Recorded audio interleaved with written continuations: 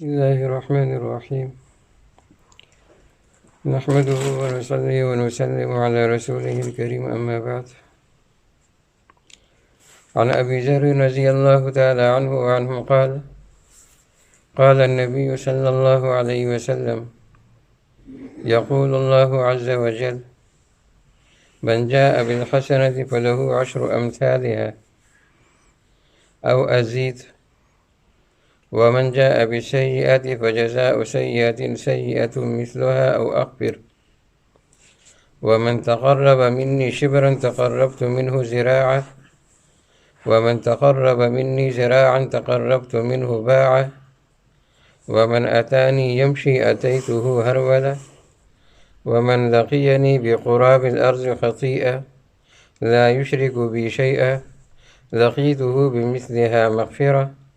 رواه مسلم رحمه الله تعالى. معنى الحديث: من تقرب إلي بطاعتي تقربت إليه برحمتي، وإن زاد زدت،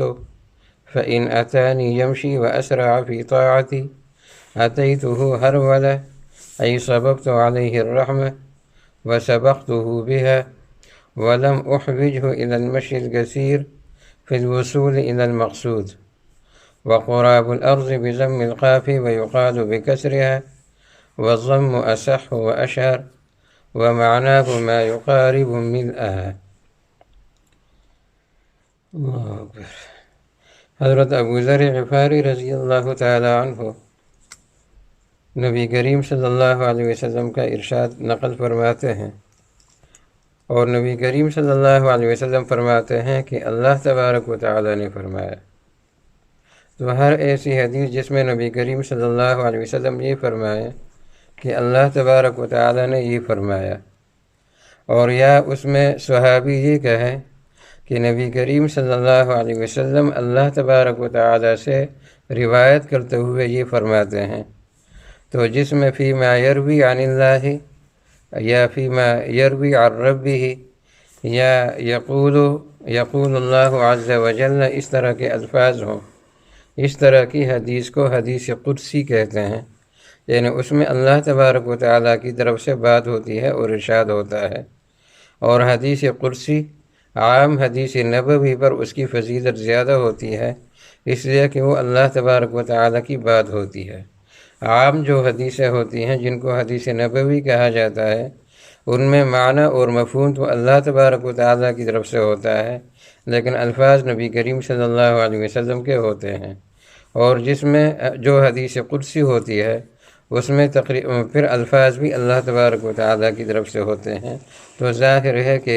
اللہ تبارک و تعالیٰ کی طرف الفاظ کی نسبت کا ہونا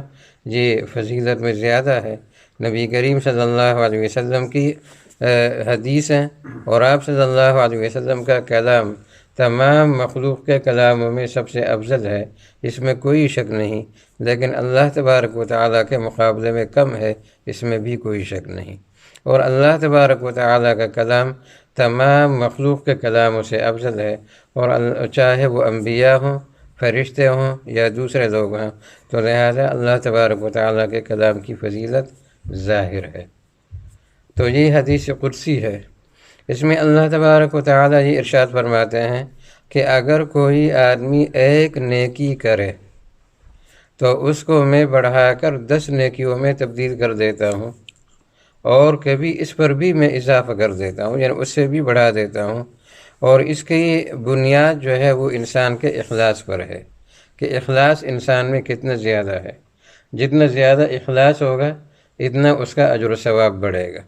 بعض اوقات وہ 700 نیکیوں میں بدل جاتا ہے، اور بعض اوقات واللہ یضاعف لمن یشاء اتنا بڑھ جاتا ہے کہ انسان کے کیلکولیٹر میں اور انسان کی عقل میں نہیں آتا، اللہ تبارک و تعالیٰ بہت زیادہ بڑھا دیتا ہے۔ اور یہی وجہ ہے کہ صحابہ کرام رضی اللہ عنہم چونکہ اخلاص کے اعلیٰ مقام پر فائز تھے، تو ان کے بارے میں نبی کریم صلی اللہ علیہ وسلم ارشاد فرماتے ہیں کہ دیکھو میرے صحابہ کو برا بھلا مت کہو، اس لیے کہ تم میں سے اگر کوئی آدمی احد پہاڑ کے برابر بھی سونا اللہ کے راستے میں خرچ کرے تو میرے صحابہ نے ایک مد، اتنا سا ہوتا ہے مد، ایک مد جو اللہ کے راستے میں دیا ہے یا اس کا بھی آدھا دیا ہے، تمہارا احد پہاڑ کے برابر خرچ کیا ہوا سونا ان کے اس مد یا آدھے مد کے برابر نہیں ہو سکتا۔ یہ اخلاص کی بنیاد ہے، تو لہٰذا اس کی بنیاد اخلاص پر ہے۔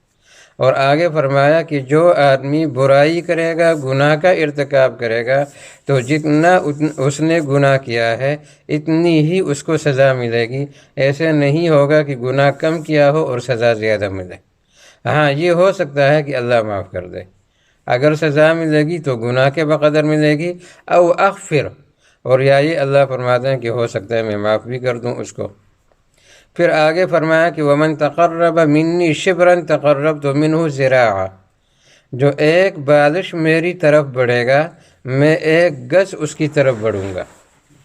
اور جو میری طرف ایک گز بڑھے گا میں اس کی طرف ایک ہاتھ بڑھوں گا، اور جو میری طرف چلتا ہوا آئے گا میں اس کی طرف دوڑتا ہوا آؤں گا۔ اور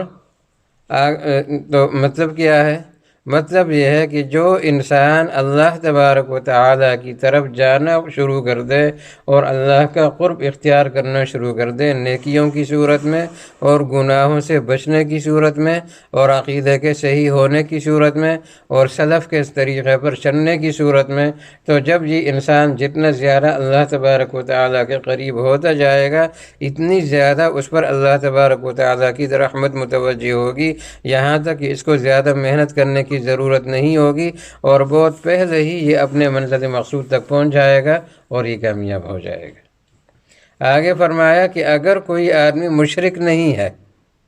عقیدہ میں وہ پکا ہے لیکن گناہ گار ہے، نافرمان ہے، اور اس کے گناہ اتنے ہیں کہ پوری زمین کو اس نے بھر دیا گناہوں سے،